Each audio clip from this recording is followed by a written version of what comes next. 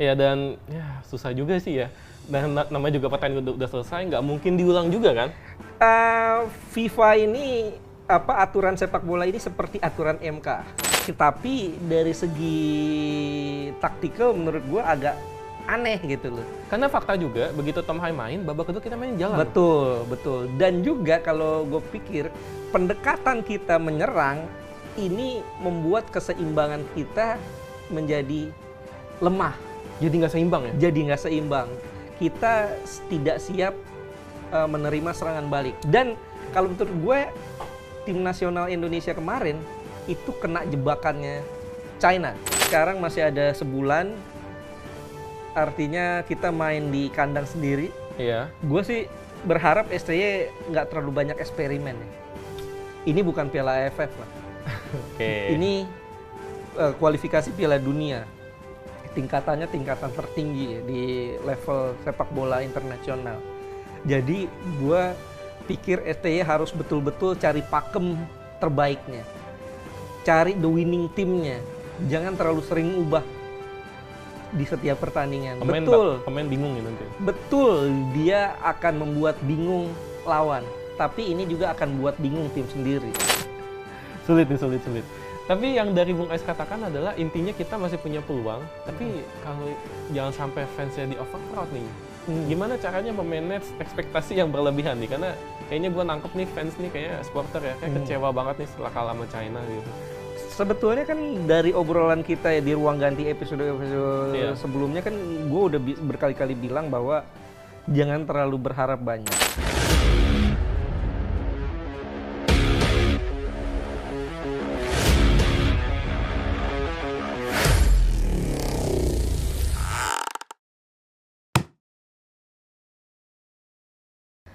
Dikerjain wasit di laga lawan Bahrain hingga kepleset saat lawan China.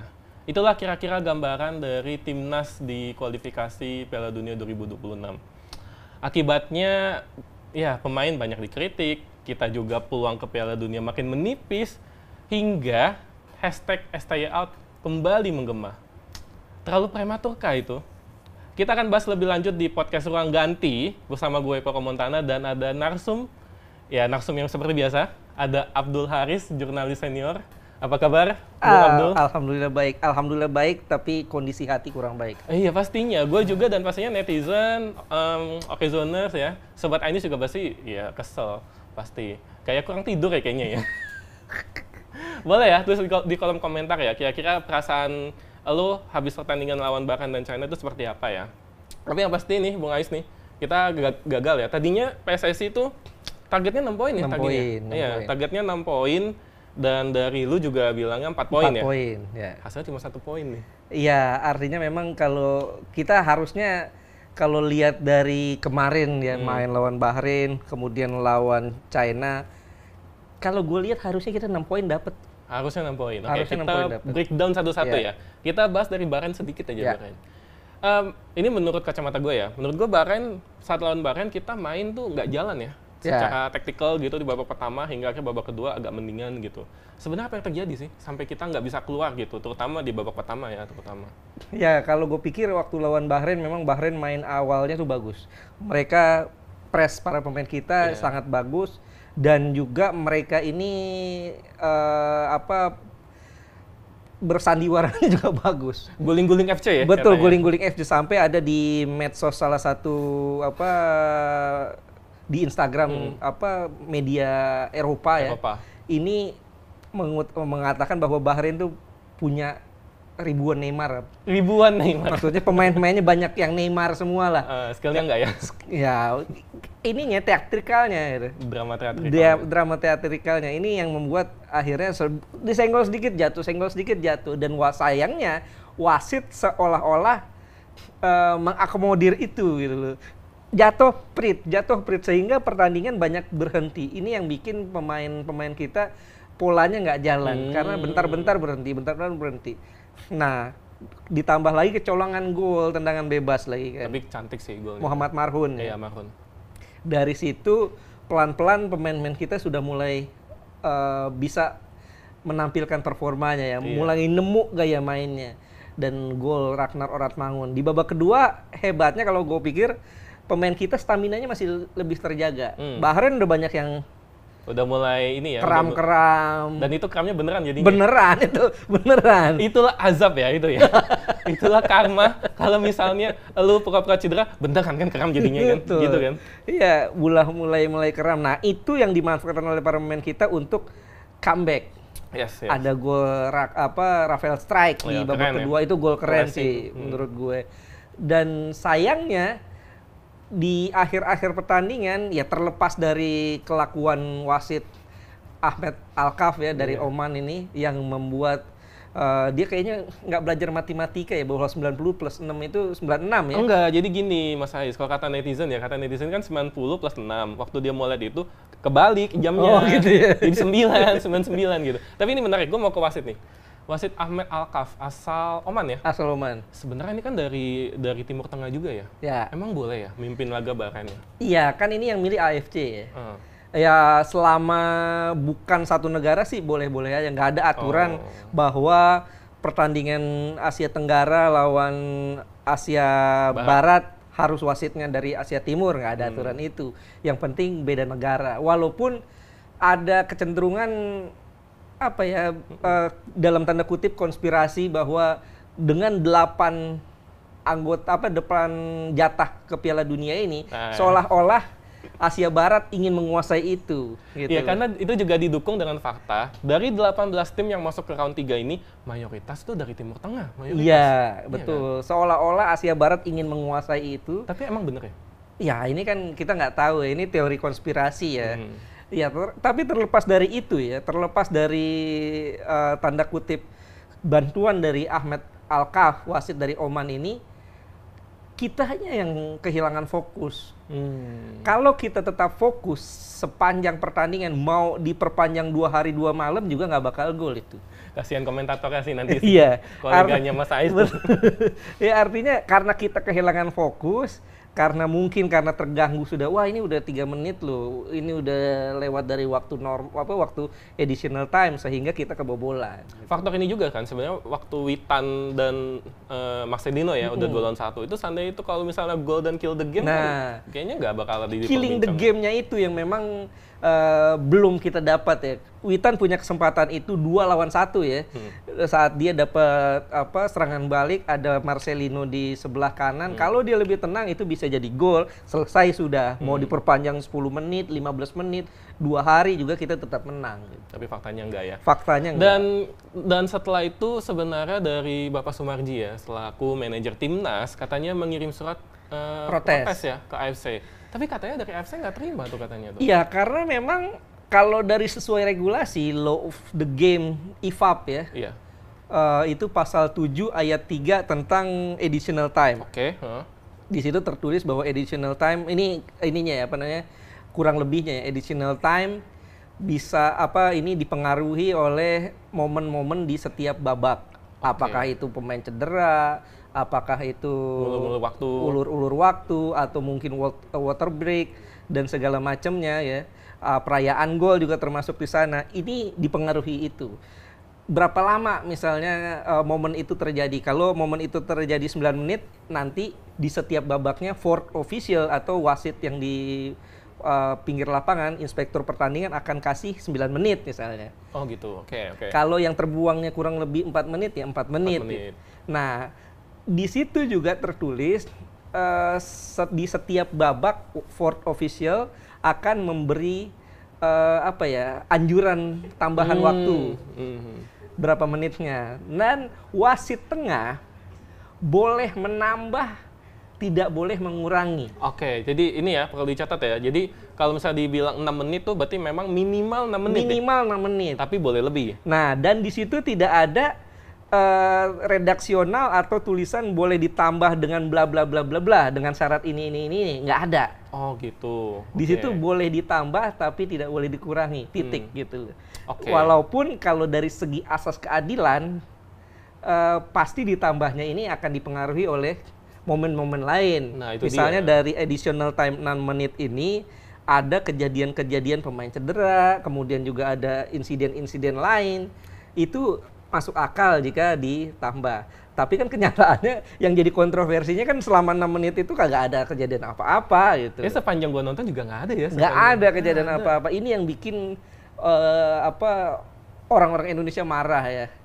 Tapi it's okay lah, apapun itu ya ini sepak bola dan publik Jepang juga memberi dukungan ke kita ya. Bahwa ada komen-komennya ya? Ada komen-komen bahwa ya itulah kalau ketemu tim-tim dari Asia Barat, kita pun sering dibegitukan gitu, sering dalam tanda kutip dikerjai oleh official. Tapi kalau seandainya bisa kuat dalam mengatasi hal tersebut, mudah-mudahan nantinya akan lolos ke Piala Dunia. Itu kata publik Jepang. Iya, dan yang di bold statementnya adalah ini kesempatan timnas kalau mau naik kelas ya. Iya. Itu sebenarnya bagus banget tuh komentar dari netizen Jepang ya. Betul. Keren Karena kan Jepang juga saat dia away ke Bahrain dikerjain tuh. Iya, laser segala macem. Iya. Fluid lah. Di kita nggak ada laser bahkan ya. Di kita nggak ada laser karena sebelum pertandingan sudah ada sanksi keluar. Dia didenda ratusan juta ya untuk karena perilaku supporter. Ya dan ya susah juga sih ya. Dan namanya juga pertandingan udah selesai, nggak mungkin diulang juga kan? FIFA ini aturan sepak bola ini seperti aturan MK. Oke. Agak sedikit politik ya. Oke. Artinya keputusan yang sudah ditetapkan itu tidak bisa dibatalkan. Kalau sudah hasilnya 0-0 atau 2-2 ya udah. Walaupun keputusan itu dilahirkan oleh sebuah hakim yang tidak adil. Hakim ya, kan sebenarnya wakil Tuhan ya sebenarnya. Betul. Artinya ya mungkin yang paling mungkin adalah wasitnya nanti yang akan dihukum gitu. Tapi hasilnya tetap tidak berubah. Ya karena juga nggak ada paman juga kan di situ kan. Tapi oke lah. Oke, jadi kita move on aja ya. Yeah. Kita move on langsung ke laga melawan China, di mana ini adalah kesempatan terbaik untuk mendapatkan 3 poin pertama. Betul. Tapi ya babak pertama kok mainnya lagi-lagi kayak lawan Bahrain, nggak jalan juga, langsung kebobolan 2 gol. STY juga marah-marah juga, babak kedua bangkit tapi itu udah terlambat. Apa yang salah nih Bung Ais nih? Iya, kalau gue pikir STY terlalu pede ya. Terlalu pede? Terlalu pede, menurut gue pribadi. Karena dia lihat China ini kan dia kebobolan 12 gol ya. Yes, 12 dari 3 game ya. 3 game, 7 lawan Jepang, 3 lawan Australia, 2 lawan Arab. Yes, ya. Ya, 12 gol. Yes. Dan hanya bisa cetak 2 gol. Artinya marginnya, selisih golnya 10. Minus 10. Iya, betul. Kalau SCY percaya diri bahwa akan dapat poin maksimal di sini. Dan dia memainkan pola menyerang. Ini beda, pendekatannya beda. Dari saat kita lawan Arab Saudi, kemudian lawan Australia, dan terakhir lawan Bahrain, pendekatannya beda. 3 pertandingan awal kita pendekatannya lebih defense, counter attack. Defense, counter attack. Dan dapat 1 poin tuh masing-masing. Yes. Walaupun di lawan Bahrain harusnya kita dapat 3 ya. Nah, lawan China, STY menerapkan pola lebih ofensif. 3-4-3 dan yang dimainkan ini adalah pemain-pemain ofensif. Asnawi di sisi sayap, Asnawi 2 pertandingan tidak main. Tiba-tiba main. Tiba-tiba masuk lagi jadi kapten, main. Kemudian di kiri ada Sen Patinama. Sen juga dalam 2 pertandingan ya, kalau nggak salah ya, tidak main juga. Kali ini dimainkan. Ini ada 4 perubahan yang dilakukan oleh STY. Bahkan sampai Kevin Verdong pun yang memang bek kiri dibalikin lagi ke bek tengah kan? Bek tengah. Kalau gue pikir itu sah-sah aja ya, karena Kevin Verdong saat menghadapi Arab Saudi tampil cukup baik. Tampil cukup bagus. Kemudian selain Jordi Amat juga itu Bahrain ya? Iya, selain Jordi Amat kan cedera. Sandy Walsh juga kabarnya tidak fit ya. Tapi kan masih ada Eliano Reinders. Nah, itu dia. Itu dia yang jadi pertanyaan, kenapa Eliano Reinders yang susah payah kita kebut naturalisasinya, justru tidak masuk line up. Kenapa tuh kira-kira tuh? Ya ini taktikal ya kabarnya ya, karena kalau dari segi kebugarannya tidak ada masalah cedera kabarnya yang dialami oleh Eliano Reinders. Ya tapi itu balik lagi ke kebijakan dari pelatih ya, itu hak prerogatif pelatih lah. Bagaimana dengan Tom Hai? Nah ini dia, ini yang menurut gue bingung ya. STY menerapkan strategi menyerang. Iya. Dia memainkan pola 3-4-3 dengan harapan bisa lebih menguasai permainan, tapi kenapa yang dimainkan dua holdingnya ini pekerja keras? Ivar Jenner dan Nathan Chuaon. Justru Tom Hai yang menjadi jenderal permainan yang tampil bagus saat lawan Bahrain, kok nggak dimainkan sejak awal ya? Apakah mungkin karena dikhawatirkan dia tidak begitu fit? Ya. Mengingat mungkin usianya mungkin? Ya pelatih yang lebih tahu ya pastinya itu ya. Kita nggak tahu ya sayangnya. Tapi dari segi taktikal menurut gue agak aneh gitu loh. Karena fakta juga begitu Tom Hai main, babak kedua kita main jalan. Betul. Dan juga kalau gue pikir pendekatan kita menyerang ini membuat keseimbangan kita menjadi lemah. Jadi nggak seimbang ya? Jadi nggak seimbang. Kita tidak siap menerima serangan balik. Dan kalau menurut gue tim nasional Indonesia kemarin itu kena jebakannya China. Karena bukan hanya Indonesia yang mengubah pola main dari defense ke offense. China juga mengubah gaya main. Apa yang diubah oleh China? China, pelatih Branko Ivanovic-nya sekarang lebih defense. Oke. Karena secara logika harusnya China yang rankingnya lebih tinggi dibanding Indonesia.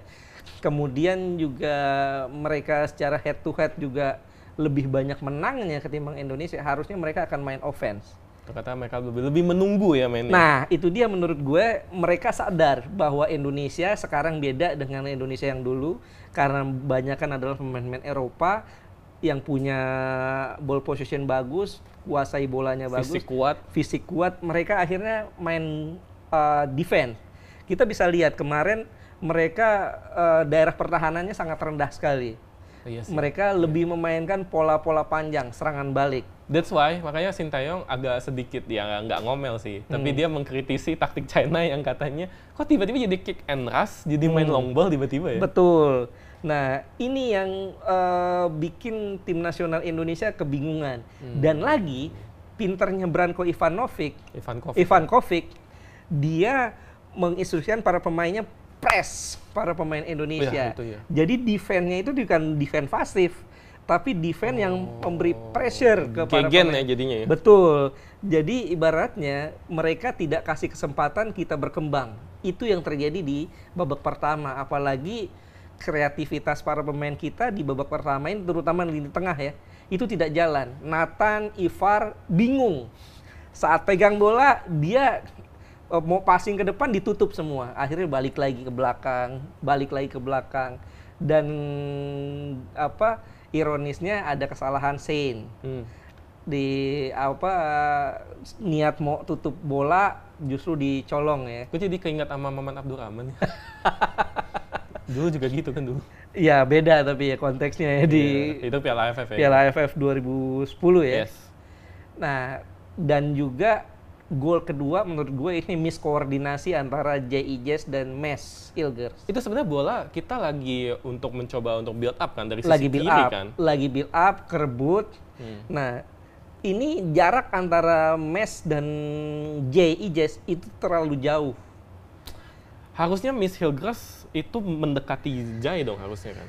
Iya. Supaya buat menutupi ruang itu. Sebetulnya kalau gue lihat Mes Hilgers itu udah narik offside.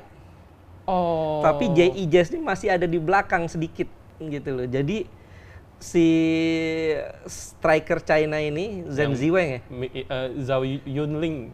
Iya. Zhao Yuning ya mirip Darwin Nunes lah katanya. Betul. Ini dia satu langkah sedikit di belakang J.I.Jes. Sehingga saat dia dapat bola true pass, baik itu J.I.Jes ataupun Mes Hilgers nggak siap. Ini yang memang menurut gue 2 gol yang didapat oleh China itu murni dua-duanya kesalahan kita. Itu sesuai dengan yang dikatakan STY juga saat press conference, dia bilang pemain kita tuh kehilangan konsentrasi sebenarnya. Nah, betul. Ya, ini oke lah. Ini sulit untuk diterima sih sebenarnya sih. Iya, jadi gue pikir kemarin kekalahan kita lawan China ini pure kegagalan perjudian STY. Kali ini STY kalah strategi dengan Branko Ivanovic. Apakah ini maksudnya Bung Ais adalah STY agak meremehkan? Ya bisa jadi ya. Karena STY yakin kali ini dia bisa melakukan pendekatan dengan strategi menyerang, tapi kalau gue pikir pilihan pemainnya kurang tepat. Harusnya kalau mau menyerang ya dimainkan, gue nggak ini ya, Asnawi dimainkan dan Sein Patinama dimainkan, ini mungkin masuk akal karena menurut Bung Ais nggak masalah ya? Nggak masalah. Yang menjadi permasalahan adalah tidak dimainkannya Tom Hai di tengah. Harusnya dengan Tom Hai main, ini akan lebih menghidupkan serangan Indonesia di babak pertama, karena kekalahan kita itu terjadi di babak pertama. Selalu ya, di Bahrain itu juga kita kesulitan di situ. Betul, di babak pertama kita salah, sehingga kita harus bayarnya di babak kedua. Bagaimana dengan orang juga mengkritisi Witan, posisi Witan. Orang bilang ya Malik Rizaldi bisa mendapat kesempatan kedua gitu. Betul, ini yang agak bingung sih menurut gue. Ya nggak salah kalau STY melakukan rotasi, tapi paling tidak STY seharusnya punya pakem.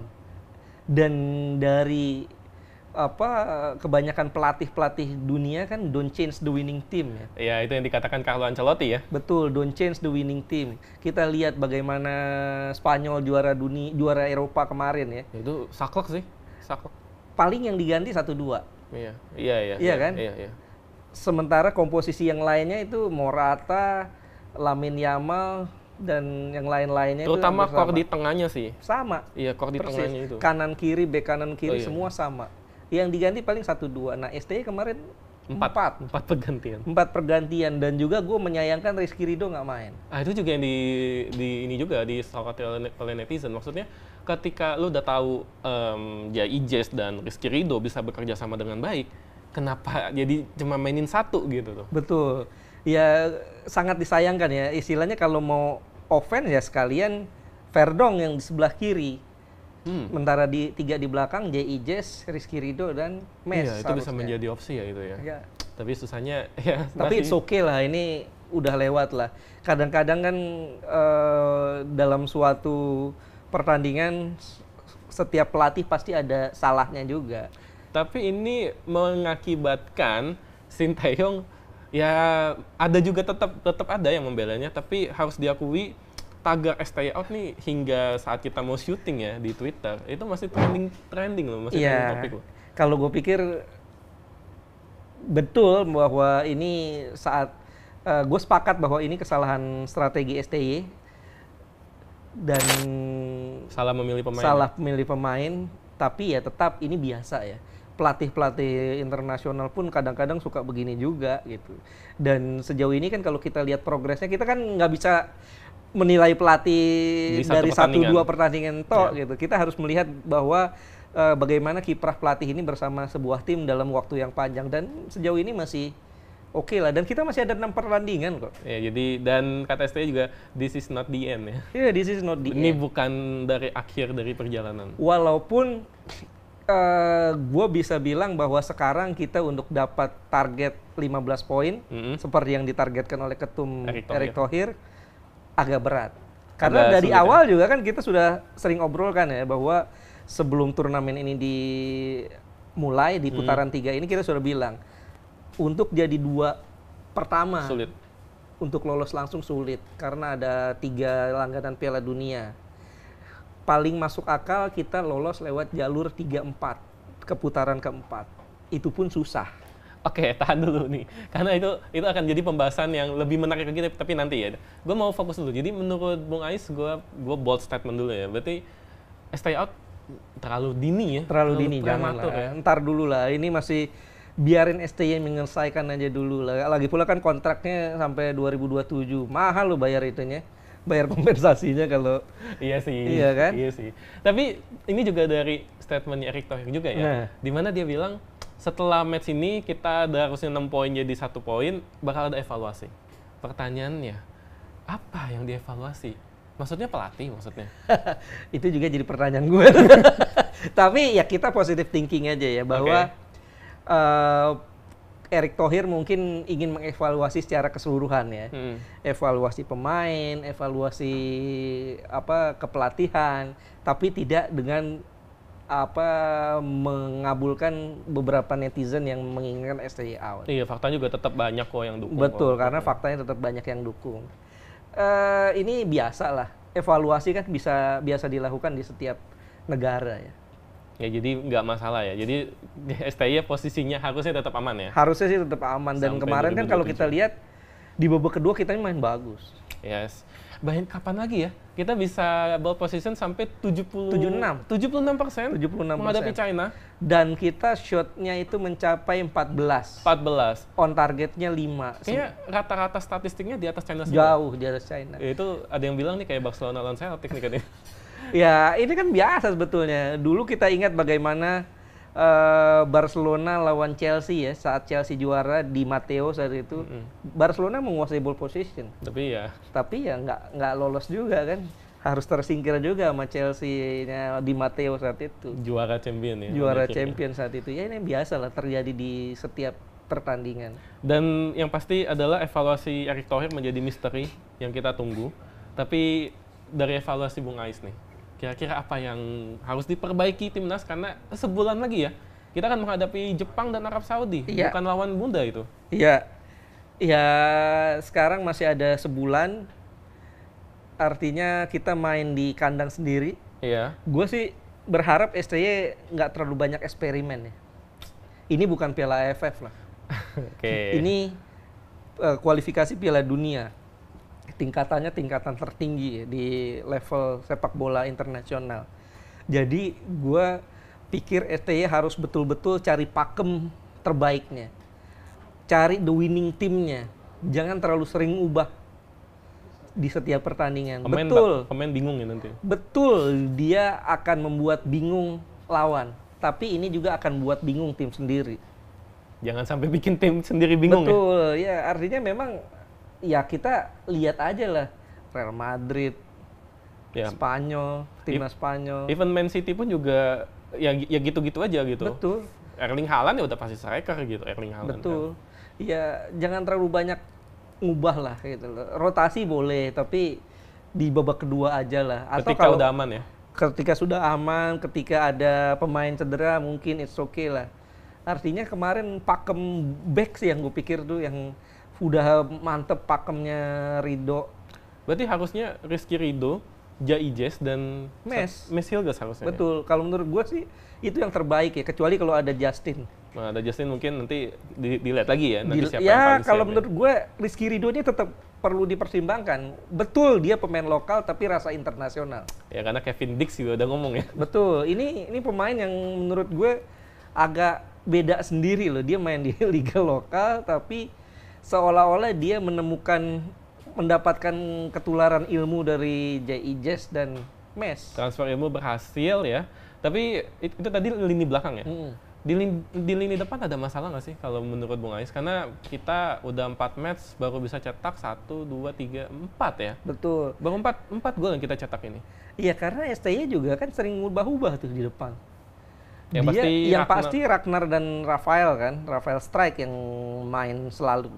Nah, tandemnya ini satu lagi kan kadang-kadang Marcelino, kadang-kadang Witan, kadang-kadang Malik Rizaldi. Kalau ada kemarin Malik Rizaldi itu tampil bagus loh. Kok ya setelah tampil bagus kagak dimainin lagi, itu menurut gue yang itu yang tadi kita permasalahkan juga. Don't change the winning team dong gitu. Bahkan di podcast sebelumnya Bung Ais bilang harusnya Eliano Reinders bisa di posisi itu kan? Bisa di posisi itu, tapi posisi aslinya tetap bek kanan. Bek kanan ya, tetap. Bek kanan. Ya itu makanya kenapa tiba-tiba dia adalah alasan taktikal itu yang bikin bingung ya. Betul. Gitu ya. Aduh, sulit sekali. Soal striker juga kita masih masalah, tapi yang pasti yang penting adalah winning teamnya ini yang harus dicarinya ini. Iya, tapi gue pikir kita masih jangan putus harapan lah. Masih ada 6 pertandingan, 4-nya di kandang sendiri lagi. Ah itu gue mau ke sana tuh. Cuma bentar nih, gue penasaran satu hal nih. Don't change the winning team. STY juga masih punya kesempatan buat menambah amunisi, termasuk kabarnya Kevin Dix ya. Kevin Dix. Tapi menurut gue susah ya Kevin Dix main di bulan November. Oh Maret berarti kemungkinan. Karena kita kan ini lagi suksesi kepemimpinan kan. Oh iya, ya nanti ada ya Sektijar Presiden, DPR kan belum ada komisi ya. Jadi kalau seandainya belum ada komisi, gimana caranya mau dibawa ke DPR gitu loh. Iya, jadi market kemungkinan. Tapi itu kan dari kita cari pemain diaspora ya. Kalau dari talent pool kita di Liga 1, pemain lokal kita, sebenarnya ada nggak sih yang mungkin bisa dilirik oleh STY? Kalau menurut Bung Ais? Selain mungkin Malik Rizaldi, Witan, Marcelino. Agak sulit ya.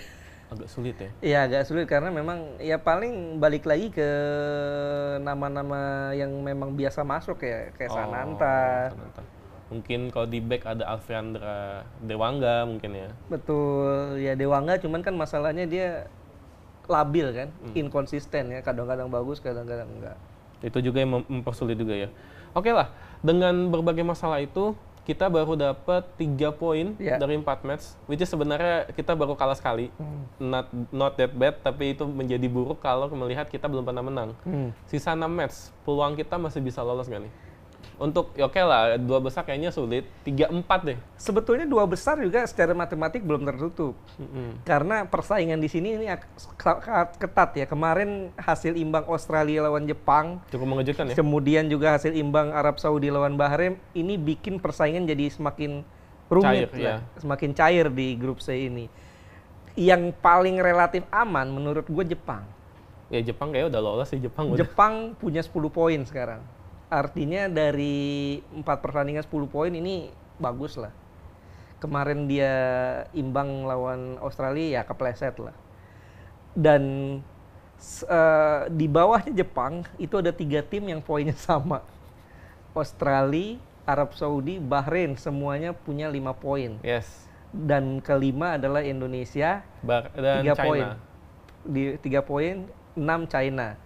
Dan dengan kondisi ini artinya kan selisih Indonesia di peringkat 5 dengan peringkat kedua Australia itu selisihnya cuma 2. Tapi yang menjadi benar, istilahnya cuma beda 2 poin. Secara mata memandang tuh masih terjangkau gitu, masih 5 cm di depan dahi gitu. Tapi masalahnya adalah kita menghadapi Jepang 2 kali habis ini. Iya, itu dia. Kita punya sisa 6 match, 4 di kandang. 4 di kandang. Iya. Kalau kita bisa, kalau gue ya, ini dari segi realitasnya aja ya, hasilnya hitung-hitungan yang paling masuk akal. 4 di kandang lawan Jepang, menjamu Bahrain, Arab, dan China. Ya. Sisanya kita away ke Jepang dan away ke Australia. Australia, berat banget itu ya? Iya, itu away berat. Anggap aja away ke Jepang 0 ya. Susah. Away ke Australia kalau kita bisa dapat 1 poin itu lumayan. Australia belakangan lagi naik ya semenjak ganti pelatih ya. Ganti pelatih. Kalau kita dapat 1 poin aja di Australia lumayan. Dan dari 4 home lawan Jepang berat ya. Kalau saya masuk akalnya Bung Ais, ada kemungkinan nggak kita curi poin? Bisa. Apapun kemungkinan bisa. Impossible is nothing in football kan. Yang paling masuk akal kita dapat. Yang paling harus kita amankan adalah saat kita menjamu Bahrain, kita menjamu China. Itu wajib 2 mesti menang. 6 poin ya, wajib 6 poin. 6 poin plus 3 udah 9. Kemudian lawan Arab Saudi seri aja. 10 tuh. 10 udah. 10 itu kalau menurut gue punya kans kita untuk finish minimal di peringkat 4. Apakah cukup 10 poin itu? Ya asalkan kita menang lawan Bahrain, menang lawan China di GBK. Karena daerah kompetitor ya soalnya ya. Iya. Dengan kondisi seperti dan kita juga berharap Bahrain dan China nggak terlalu bagus lawan Jepang dan yang lainnya. Ya. 10 poin masih ada kans buat kita untuk finish di 4 besar lah. Masih masuk akal, tapi kalau untuk dapat 15 poin finish di 2 berat ya.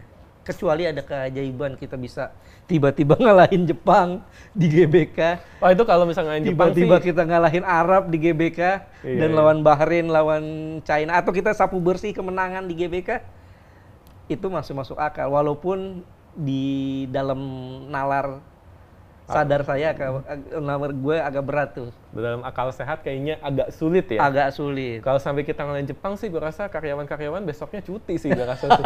Kalau sampai tiba-tiba ngalahin Jepang ya, misalnya tiba-tiba ya. Tapi ini juga gue mau sedikit deh. Kita 4 home, main di sini, main di GBK, which is. Tapi masalahnya kan rumput GBK-nya dianggap bermasalah nih oleh netizen nih. Iya kan. Bukankah itu menjadi penghambat? Iya kan, paling enggak kan GBK udah nggak dipakai berapa bulan tuh dari bulan gitu. Kemarin kan nggak ada konser-konser, dan kemarin kan better kan, lebih baik kan, walaupun masih ada ketika Sandy Walsh nendang sih jatuh sih. Walaupun ada yang kecabut rumputnya ya. Iya itu.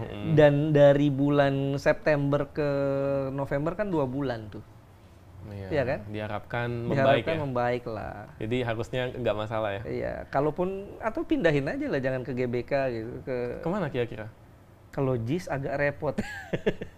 Atau ke JIS atau ke mungkin di luar Jakarta mungkin. Nggak mesti di Jawa juga ya kayaknya. Betul. Nggak mesti. Tapi kalau di luar Jakarta rugi juga dong. Oh iya ya. 70.000. Ada lagi sih stadion nggak ada ya yang sebesar itu ya? Nggak ada ya kayaknya ya. Ya JIS ya 80.000. Ya kan tapi kan katanya gubernur baru kan nanti akses ke JIS-nya bakal dipermudah kan, ya kan. Jadi mungkin itu menjadi harapan ya pastinya ya. Tuh. Sulit. Tapi yang dari Bung Ais katakan adalah intinya kita masih punya peluang, tapi kalau jangan sampai fansnya di overproud nih. Gimana caranya memanage ekspektasi yang berlebihan nih? Karena kayaknya gue nangkep nih fans nih kayaknya supporter ya, kayak kecewa banget nih setelah kalah sama China gitu. Sebetulnya kan dari obrolan kita ya di ruang ganti episode sebelumnya kan gue udah berkali-kali bilang bahwa jangan terlalu berharap banyak, jangan terlalu berekspektasi banyak. Betul kita sudah berkembang, betul STY sudah punya pemain-pemain diaspora yang cukup banyak, tapi kan belum lengkap nih puzzle-nya gitu. Di lini depan kita belum dapet. Kemudian kita kan ini masih anak baru lah, dalam tanda kutip ya, dibanding 5 kompetitor lainnya. Dan dari 5 kompetitor lainnya ini kan cuman Bahrain yang nggak pernah lolos ke Piala Dunia. Iya, ya meskipun yang kita pun juga diperdebatkan juga ya. Iya, kalau kita anggap aja kita belum lolos juga lah. Anggap aja ya. Karena 38 itu kan antara kita setengah kita lah. Dan juga undangan kan saat itu. Iya, undangan waktu itu. Nggak ada kualifikasi. Betul. Artinya dengan 3 kompetitor kita ini aja, 4 kompetitor itu kita ini aja agak berat ya. Dan walaupun Piala Dunia kuotanya diperlebar jadi 8,5, agak berat, tetap agak berat. Kan memang kalau 4 kan biasanya ya Korea, Jepang, Arab Saudi, itu ya. Australia, Iran ya. Paling nambah Qatar. Iya, nambah Qatar ya. Belum lagi Irak. Iya. Belum lagi Uzbekistan lagi naik. Itu udah 8 tuh. Belum Yordania. Oh ya, itu juga lagi naik itu. Betul. Artinya ya kita realistis lah, jangan terlalu berekspektasi, jangan terlalu berekspektasi terlalu tinggi lah. Apa yang dilakukan oleh STY dengan meloloskan tim ini ke putaran ketiga aja udah bagus. Mungkin harapannya adalah kita bisa bersaing hingga akhir ya harapannya. Betul. Mungkin agak sulit tapi berjuang hingga akhir ya nggak ada salahnya juga. Nggak ada salahnya. Artinya kita apa yang dilakukan oleh timnas kita sampai 4 pertandingan ini udah menunjukkan kelas yang begitu meningkat loh. Kita 4 pertandingan dapat 3 poin ya menurut gua nggak jelek-jelek amat juga sih gitu. Even Thailand pun cuma 2 ya. Iya, Thailand cuma 2, Vietnam 4, masih di atas kita sih. 4, betul. Tapi kan kita butuh 1 kemenangan lagi udah lewat gitu. Dan masih ada 6 pertandingan lagi kok. Kans kita masih terbuka lah. Oke lah, ini jangan sampai kata-kata Bung Ais bikin supporter jadi hype lagi nih nanti overproud lagi, jangan sampai ya. Yeah. Intinya Sobat Tenis, peluang masih ada, kesempatan masih ada, this is not the end kata Sinteyong, ini bukan akhir segalanya. Masih ada 6 game, tapi ya nggak ada salahnya kita mencoba mengkritik ya. Bukan dalam arti kita mengkritik bukan berarti kita hatersnya Sinteyong, enggak juga. Dong. Justru kita mengkritik karena kita cinta dengan timnas. Betul, kita fair aja ya. Saat bagus kita bilang ini bagus, saat ada suatu yang kurang bagus ya kita lihat ya dari sisi fair bahwa ini masalahnya kayaknya begini. Meskipun pembelian pemainnya ya agak mengecewakan sih. Betul. Oke lah, kita tutup aja. Thank you banget buat Sobat News dan netizen, thank you banget. Ini adalah akhir dari episode Ruang Ganti. Sampai jumpa di episode berikutnya. Bye. Thank you.